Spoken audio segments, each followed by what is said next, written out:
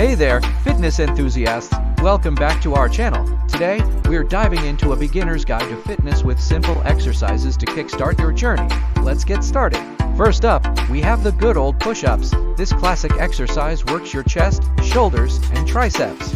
Make sure to keep your body straight and lower yourself until you form a straight line. Remember, you can do these on your knees if needed. Next is the plank. This move targets your core and upper body while keeping your body straight as a board. Start on your elbows and keep going until you hit 1 minute or whatever time limit suits you best. Now let's move on to squats. These are a fantastic exercise for your glutes, quads, and hamstrings. Make sure to lower yourself down like you're sitting in a chair and maintain good form throughout. Don't forget to engage your core for extra support. Last but not least, let's talk about the jump rope.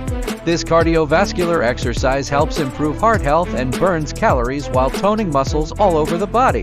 To start, make sure you master the basic jumping technique before adding any variations like double jumps or side steps for an extra challenge. That wraps up today's guide on simple exercises for beginners. Remember, consistency is key when starting any new fitness routine. Set achievable goals and stick to them as you make progress in your journey towards a healthier lifestyle.